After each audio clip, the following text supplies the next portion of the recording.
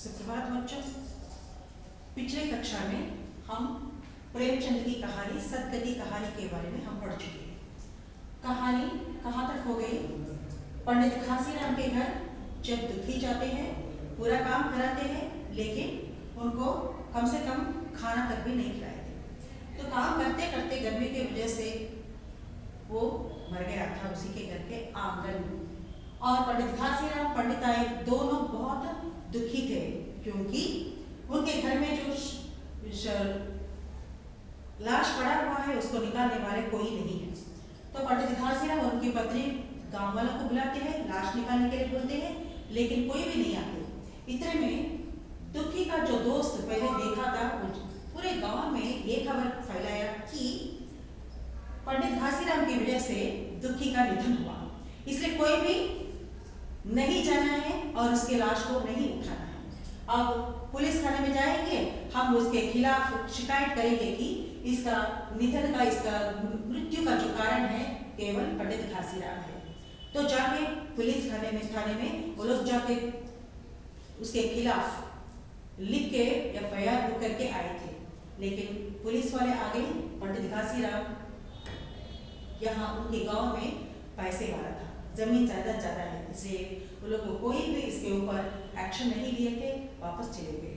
रात हो गई। इतने में उनके एक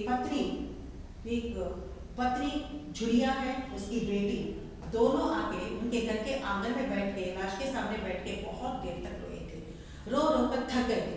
और उसके बाद रात हो गई, दोनों घर चले गए, लेकिन जाते वक्त दुखी के लाश को लेके नहीं गए थे, वहीं छोड़ के चले गए थे।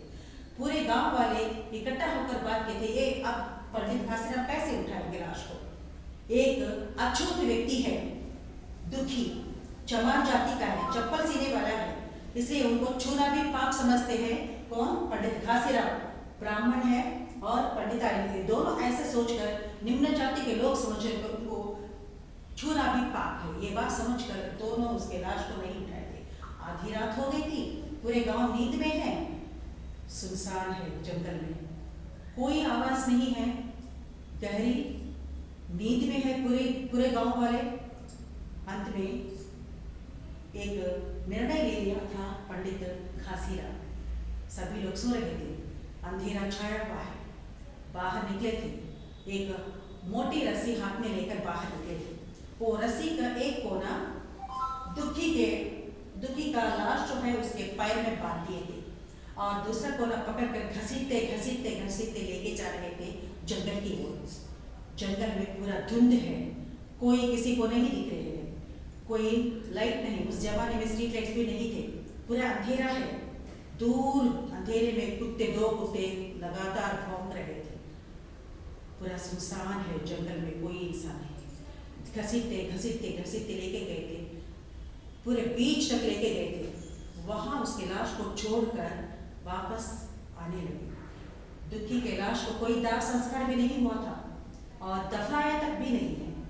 हिंदू धर्म के अनुसार उसको जलाया भी नहीं, दाह संस्कार भी नहीं हुआ और दफनाया भी नहीं है।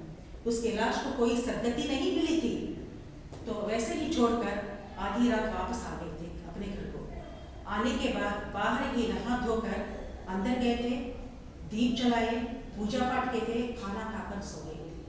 लेकिन सुबह होने के बाद उसके आंगन में आके देखे थे लोग सभी, कोई लाश नहीं है। किसी को नहीं मालूम था कि लाश वहां से कैसे गायब हो गया। पंडित भी नहीं बोले थे लाश का क्या हाल है।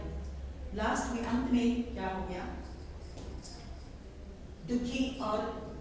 दुखी के पत्नी झुरिया और बेटी दोनों तो लगातार रोते ही रहे थे। लोग आकर उनको सांत्वना देने लगे थे कि नहीं, और बेटी की शादी जल्दी होने वाला है, लेकिन कैसे होगी शादी? एक और इंसान तो घर में मरा हुआ है, 1 साल तक शादी नहीं करा, शादी भी रुक गई थी। और हाँ, पंडित घासीराम पंडिताई चुपचाप नित्य पूजा पाठ करते रहे थे और अपने काम में लगातार बहुत व्यस्त थे ये दोनों। अंत में दुखी के लाश को क्या हुआ? सदगति मिली? नहीं मिली। ये कब की कहानी है? 1880 में पैदा हो गए थे प्रेमचंद और 1936, इसका मतलब है स्वतंत्रता के पहले की कहानी है। तब मैंने कहा था ना, निम्न जाति के लोगों को बहुत नीच नजरों से देखते थे, उनको अछूत समझते थे, कोई भी उनको छूते नहीं, उनके घर में कम से कम पानी तक भी नहीं पीते थे। ऐसी हालत में दुखी के गति सदगति नहीं मिली थी, उसकी दुर्गति है। लेकिन लोग लेसन का नाम दिया गया, पाठ का नाम दिया गया है सदगति। तो उन्होंने सोचा, उनके घर में काम करते करते दुखी सोचा कि उनके घर में काम करते करते उमर गया। और लोग सोचते हैं कि उनके पंडित के घर में काम करते करते जब मर गया तो उनको सदगति ही मिलेगी, ब्राह्मण है वो भगवान होते हैं। नहीं, ये तो सभी झूठ है। लेकिन ये पुराने ज़माने में लोग आज भी कुछ गांवों में, छोटे मोटे गांवों में आज भी अलग अलग बस्तियां हैं। मुसलमानों की बस्ती अलग है, हिंदुओं की बस्ती अलग है, ईसाइयों की बस्ती अलग है, सिखों की बस्ती अलग है। ये भेदभाव क्यों है पता नहीं, लेकिन शहरों में, नगरों में लोग सब मिलजुल कर रहते हैं, एक साथ मिलजुल कर रहते हैं। उसको सदगति नहीं मिलती, सदगति नहीं मिलती।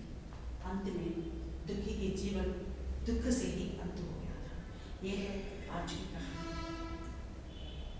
अगली कहानी के साथ अगले एपिसोड में हम फिर से मिलेंगे। तब तक के लिए बाय बच्चों, बाय।